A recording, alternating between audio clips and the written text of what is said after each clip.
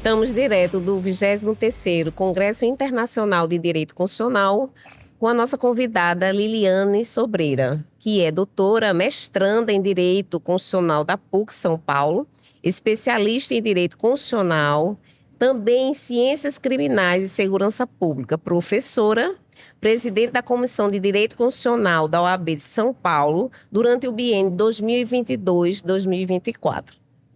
Professora, a voz está falhando depois de tanto tempo trabalhando, mas sinta-se abraçada. Obrigada. E muito obrigada por ter aceito o nosso convite de estar aqui conosco no nosso podcast. Obrigada, professora Renata, professora Ana Flávia, juízas, né? E também o meu colega aqui, Eduardo. Isso. Professora, eu quero de cara agradecer a sua abordagem, o tema. Porque, como eu disse aqui há pouco, nos bastidores, eu sou apaixonado por essa visão sobre o aspecto comportamental do processo de tomada de decisão, nichado aqui na sua palestra, necessariamente para o Supremo. Para vocês que estão em casa, nossos seguidores, o tema da palestra da professora Liliane foi uma análise interpretativa do ativismo judicial na concepção comportamental do STF. Porque o termo aqui é meio... vocês vão ver que ela é melhor na pronúncia. Professora, como eu tinha lhe dito, e a senhora já sabe disso, muitos atores do direito, pesquisadores, têm desenvolvido pesquisas trazendo luz a essa questão da psicologia comportamental, neurociência comportamental e todos os aspectos que são aplicáveis ao direito, sobretudo no processo de tomada de decisão. O professor Rogério Abreu, que é juiz, como ele disse, trabalhou em sua tese de doutoramento o conceito de fatores metaprocessuais que influenciam tomada de decisão. Um bem conhecido é no horário do intervalo, ou perto do almoço, fica difícil para o advogado que vai fazer a defesa oral ou o réu que está sob julgamento, né? Porque está chegando o horário do cansaço, está chegando o horário da fome, se a pessoa está gripada, se a pessoa está doente. Então, são muitos fatores. Eu estava até revendo, meninas, a entrevista do professor Tiago Gagliano, ele falando sobre aqueles remédios, aquelas drogas psicoativas, né? Uhum. Então, você está tomando um Rivotril e, de repente, seu testemunho pode ficar totalmente influenciado do ponto de vista da memória. Então, esses são fatores metaprocessuais. Mas tem professores e pesquisadores pelo país inteiro já, e isso se vê muito nos Estados Unidos, abordando, por exemplo, a influência dos vieses cognitivos, viés de confirmação, simplificação, generalização, outros viés também no processo de tomada de decisão. Esse tema que a senhora tem abordado linka com tudo isso que essa produção que eu falei aqui está tão ativa, tem apresentado? Sim. Primeiramente, eu gostaria de cumprimentar todos que estão em casa. Muito obrigada pela audiência. Como eu dizia aqui nos bastidores, o Congresso ele é um palco de você trazer inovações por amor ao debate, né? Isso. Então, né, professora, nós estamos aqui para trazer uma vertente diferente, uma análise totalmente fora da caixa, por assim dizer. Nós vamos falar aqui da caixa de Skinner, né? Então, a minha apresentação, a minha contribuição para esse congresso foi uma análise interpretativa sobre a perspectiva behaviorista de comportamento do STF em relação ao ativismo judicial. Imperioso se faz nós falarmos antes do que é efetivamente, o que é o ativismo judicial. O ativismo judicial se fala muito hoje, caro Eduardo, mas o ativismo judicial, ele aqui falando com a professora, aqui com a professora Renata, juíza, o juiz de piso, quando ele é incitado, quando ele é provocado, porque ele não age sem essa provocação, a decidir, por exemplo, sobre um caso de liminar, que é um ativismo em detrimento da judicialização da saúde. Por quê? Porque nós temos aí, falando rapidamente, e vocês de casa, acadêmicos, estão estudando aí no direito constitucional, se não chegaram ainda, chegarão, né, inevitavelmente, a separação dos poderes. Então, nós temos ali o poder legislativo, executivo e o judiciário. Eles têm funções típicas e funções atípicas. Isso aí decorre lá de Aristóteles, na política, lá na Grécia Antiga, e depois perpassou por Montesquieu, né? No livro A política. O que acontece? Nós trouxemos para o Brasil essa ideia mitigada, né, Eduardo? De separação dos poderes. Por quê? Porque nós temos a figura atípica também, professora. Então, assim, o que a função atípica, por exemplo, do Poder Judiciário, do Poder Legislativo, do Poder Executivo?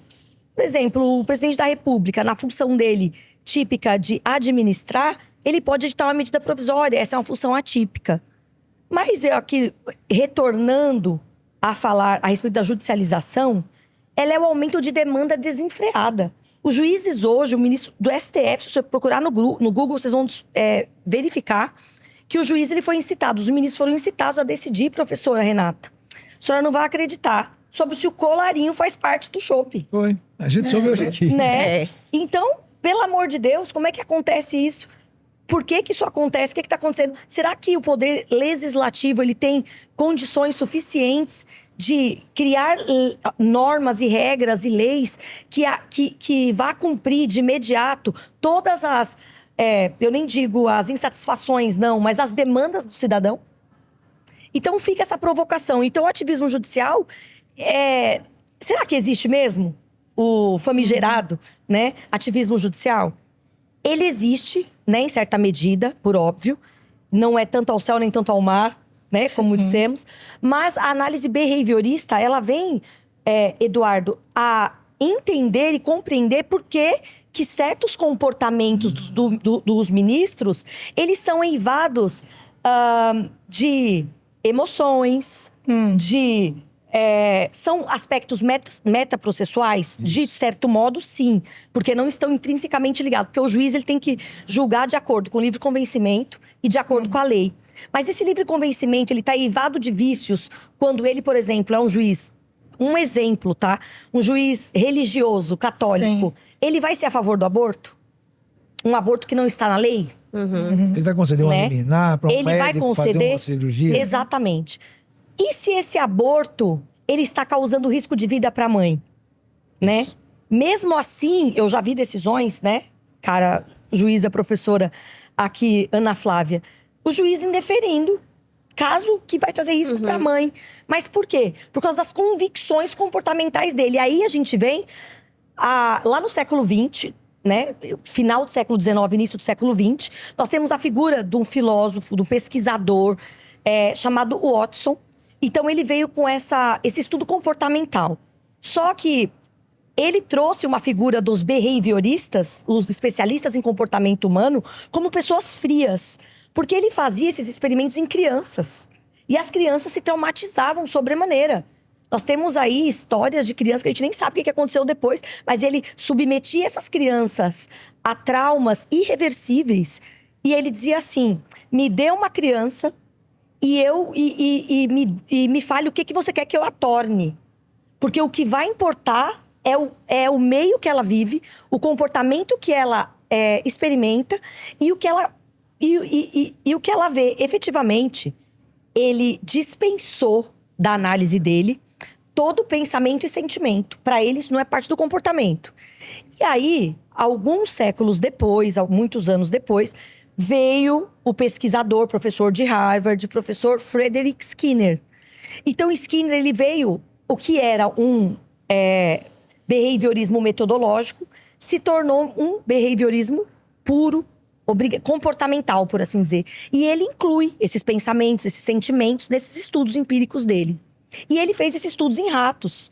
Então, ele fala que o ser humano, o comportamento dele... é eivado de uma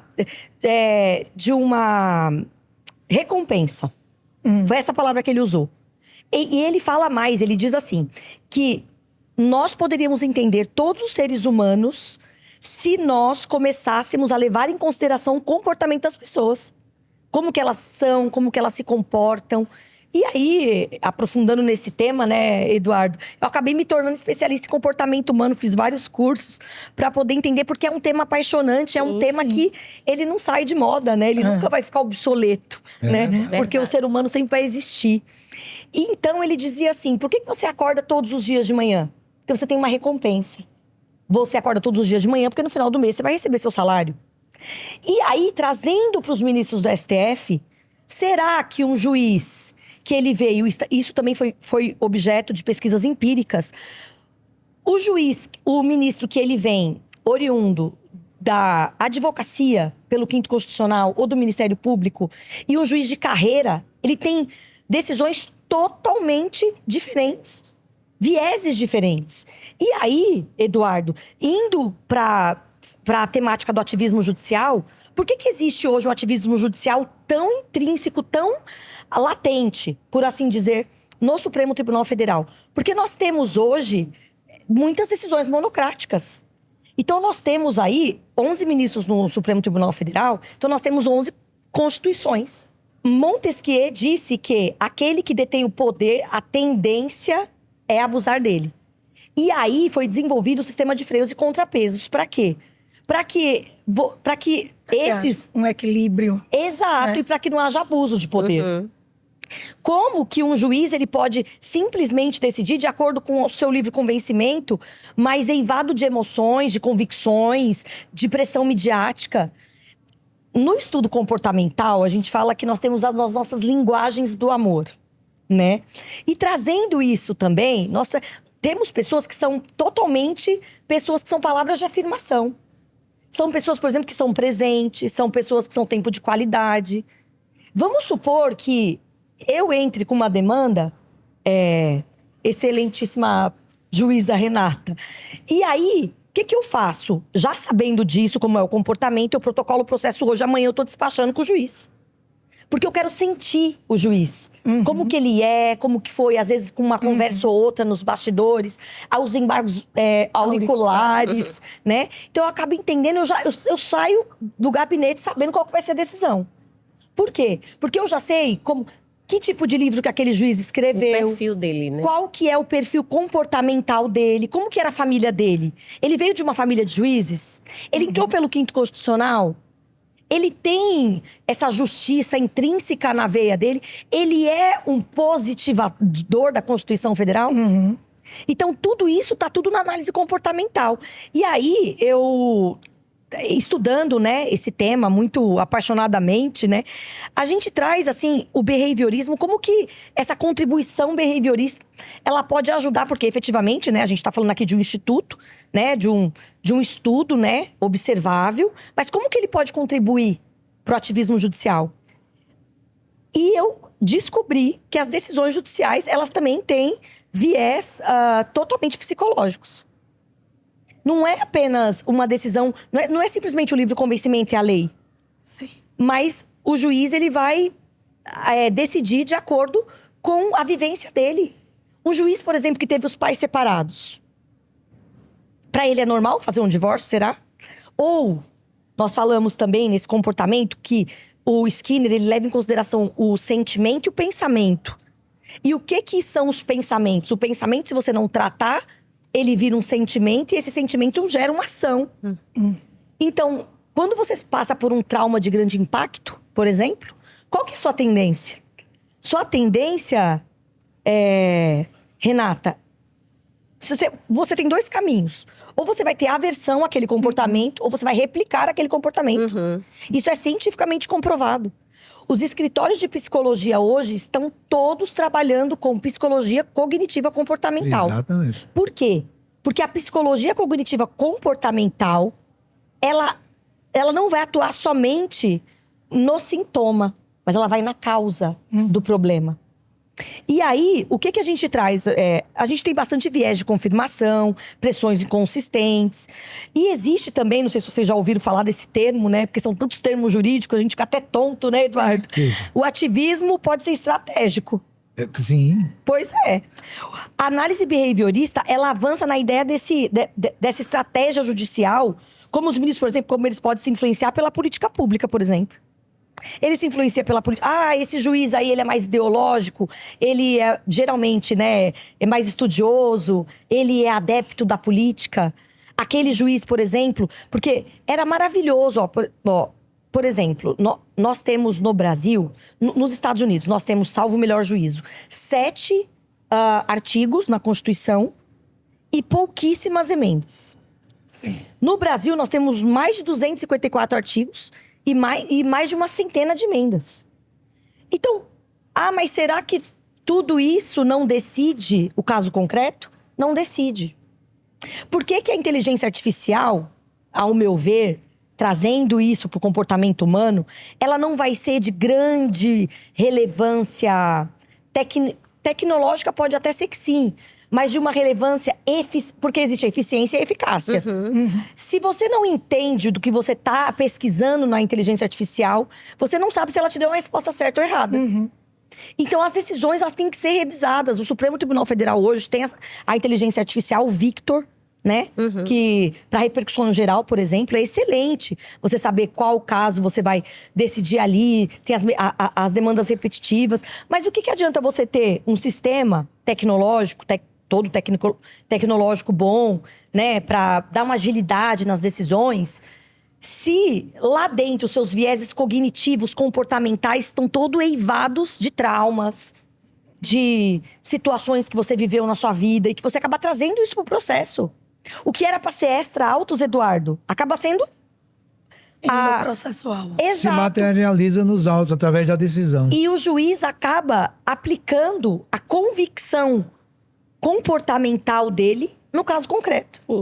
O que é mais preocupante, professor, me permita aqui uma interrupção, Claro. é que nós temos o Instituto do Livre Convencimento Motivado. Exato. E esse motivado é exatamente a argumentação, a fundamentação, artigo 93 e tal.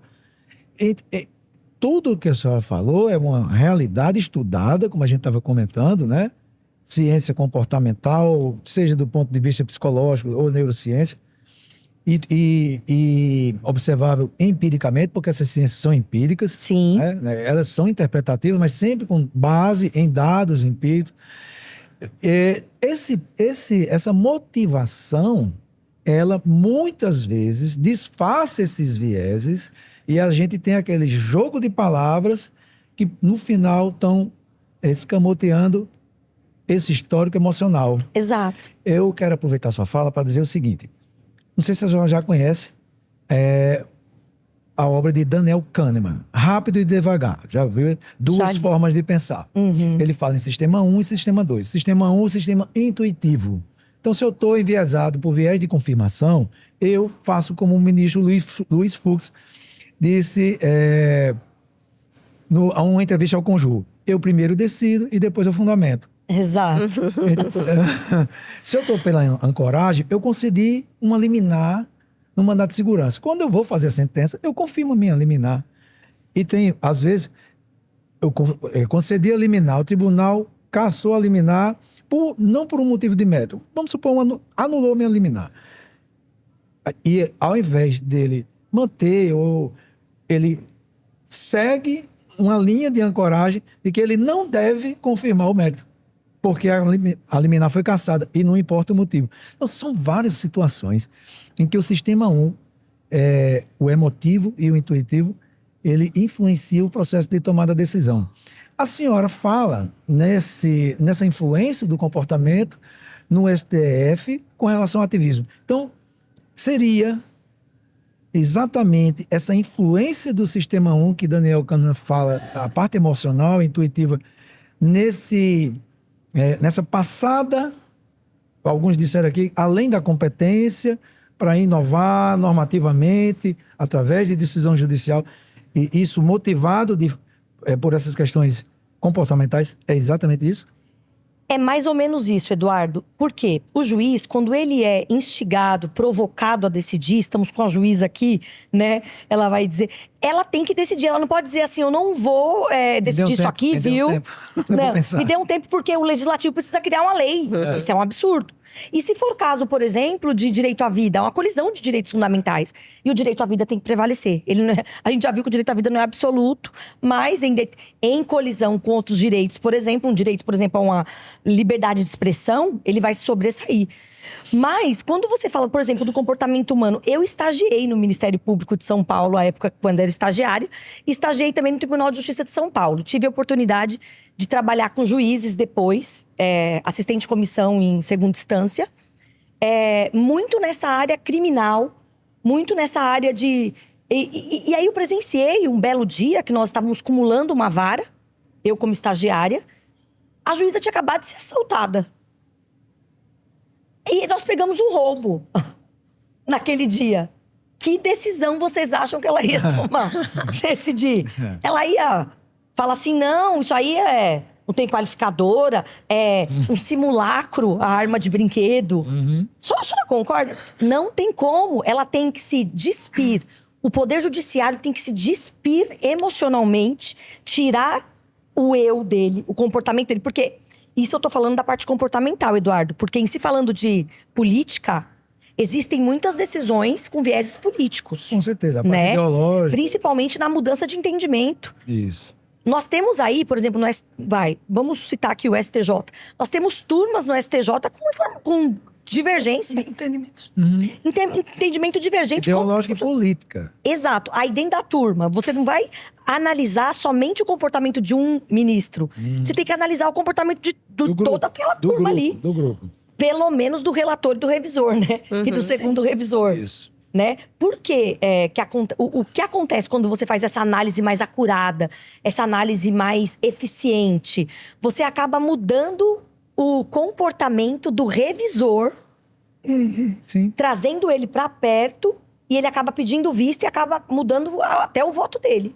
E aí você coloca, porque por exemplo, você quer ver uma coisa, uma análise comportamental corriqueira nossa? Você sai, agora a gente sai todo mundo aqui do Congresso, terminou, vamos comemorar. Porque também somos filhos de Deus. Shopping, por favor, um shopping. Exato. Aí pronto, aí você vai discutir. Ficou decidido Colarinho quem, ou se o sem colarinho colarinho? faz parte, se faz parte ou não. Por exemplo, Eduardo, você vai dizer assim, eu quero um chopp. Eu e a excelentíssima aqui estamos com a voz perturbada, complicada. Então, eu provavelmente não vou tomar chopp, porque é gelado, vai piorar a voz. Aí você fala assim, nossa, mas tá um calor aqui em Recife, 30 graus, São Paulo tá frio. Aí começa a falar, mas já palestrei mesmo, já participei da entrevista. Será? Aí a nossa amiga aqui, a Renata, fala assim, não, vou tomar. Doutora, vamos tomar. Aí o que eu faço? Vamos. Mas por que eu vou tomar? Vou tomar, vou dar uma relaxada. Olha a recompensa. Então, nós somos... o ser humano, ele... Isso, a nossa mãe lá atrás, sem Skinner, sem Watson, esquece deles. Ela já diz isso pra nós com muita propriedade. Que os amigos influenciam. São os maiores influenciadores da nossa vida. Você não vai andar com aquela turma mais, não. Exato. Me diga com quem tu andas que eu te direi quem és. É literalmente isso. Então, o comportamento, ele não é só... Por que eles replicam o comportamento da infância? De onde eles tiraram isso? Da vivência deles de casa, né? Por exemplo, foi colocado aqui no Congresso, brilhantemente, um exemplo, a respeito de um caso de uma Porsche em São Paulo, que acabou colidindo com um motorista de aplicativo. Ele estava em alta velocidade, possivelmente, de acordo com as provas que a mídia divulgou, estava embriagado, mas foi pedido a prisão, porque não foi preso em flagrante. 1, 2, 3. Na terceira vez, o clamor midiático fez o quê? Segundo a pessoa que apresentou, eu não vou aqui externar juízo de valor, né? Minha opinião sobre isso, porque o meu Induba era pau no réu. Ele assumiu o risco. Pra mim pra mim, excelência, vou falar pra senhora, viu? Pra mim, ali é dolo eventual. Ele assumiu o risco. Você sair e beber um chopp é errado pegar um carro e dirigir. O carro se torna uma arma. Isso, né? verdade. E ele assumiu o risco de sair totalmente embriagado. Então, pra mim, isso aí tinha até que estar no Código de Trânsito. Quando vinha votos pra fazer lá no tribunal, onde eu era assistente do desembargador, eu era preventa, né? Passava tudo pra mim. Quer dizer que meu Induba era pau no réu. Mas não é. São casos que a vida humana, ela tá sendo relativizada. E a vida humana, ela tem que ser relativizada se ela não tem uma lei, por exemplo, que sabe que justifique, que fundamente. Então, assim, é quase isso que você falou mesmo, com essas pitadas de informações aqui, que foi muito bem delimitada, né? Por essa tese de doutoramento do professor Rogério. Que ele fala muito do metaprocessual. Isso. Sabe? Das convicções da pressão midiática, do estilo de vida até que a pessoa tem. Né? Esse caso, por exemplo, que essa juíza acabou de ser... Eu nem quis ficar lá pra ver, mas eu acho que ela ia condenar, né? De acabar de ser assaltada. A mão armada, né? E era um roubo. Vou me julgar suspeita por foro íntimo? senhora imagina se a pessoa fosse julgar suspeito por foro. Ninguém vai mais julgar trabalha, nada, nunca mais nunca mais trabalha. trabalha. Mas ela tem que se despir. O juiz tem que se despir da vamos tirar ali, dos traumas dele, vamos dizer assim, né? Ele tem que se despir daquilo e falar assim, não é minha vida que está em jogo, é a vida do outro. Eu tenho que me ater às provas que estão nos autos e o meu livre convencimento motivado. O famoso muita calma nessa hora. Exato. E qual é o Muita calma nessa hora. E qual é o livre convencimento motivado nesse caso? Isso. O que motivou o juiz a aplicar aquela decisão? Você vai reverberar pro comportamento de novo. É uma pressão midiática, as decisões monocráticas até em ação direta de inconstitucionalidade, né? Muitas decisões monocráticas num foro que é totalmente... que tem que ter... que é especial, né? Então, assim, você tem diversas decisões, diversas interpretações da Constituição dentro do mesmo tribunal. Quando é para ser guardião, acaba cometendo alguns abusos, alguns ativismos, por assim dizer. Perfeito. Eu fico particularmente muito preocupado quando a Suprema Corte, que, claro, são seres humanos, tudo Sim. bem, mas são seres humanos altamente qualificados e experientes, Sim. né, e cedendo a pressões midiáticas, cedendo a questões emocionais e uma liminar numa DPF, uma ação cautelar de inconstitucionalidade, é perigoso, é muito perigoso. E a gente tem visto, né, comentou-se aqui em outro painel, aquela DPF da prisão antes do trânsito em julgado. Ó, você quer ver uma decisão, Eduardo, totalmente política, de viés comportamental político, que não tem nada a ver com direitos fundamentais? O juiz ele é incitado a decidir, provocado, e é um direito fundamental. Eu até comentei na minha explanação. Por exemplo, o Supremo Tribunal Federal decidiu que o voto é do partido, não é do candidato. Mas espera aí, o Poder Legislativo não é o que está mais próximo do povo? E você não vota na pessoa? Como que o voto pode ser do partido? Então, assim, há sim questões muito truncadas mesmo, dessa parte do ativismo. Eu acho que há um ativismo, sim. Mas não assim, do jeito que as pessoas pintam também, demoniam, né? Isso. O ativismo judicial. De uma maneira que até prejudica até a imagem, né, do Supremo Tribunal Federal. Flavinha, Professora, muito obrigada pela sua participação. Queremos aqui agradecer em nome do quero Antes trazer ela para João Posto. Pessoa. Exatamente. A gente tem que juntar ela com o Rogério Abreu. Isso, para nos visitar em João Pessoa, gravarmos outros episódios de Isso. sua participação. Será um Muito prazer. obrigada. E continuar falando sobre comportamento na tomada de decisão. Sim, com certeza. Eu que agradeço, foi assim maravilhoso conversar com vocês. Eu acho que esse debate ele é de extrema relevância e importância e é um debate inovador, né? Sim. Então eu acho que a gente está no palco certo para isso. palco certo. Muito obrigada, viu? Nós que agradecemos. Muito obrigada. Encerrar, Flavinha. Vamos.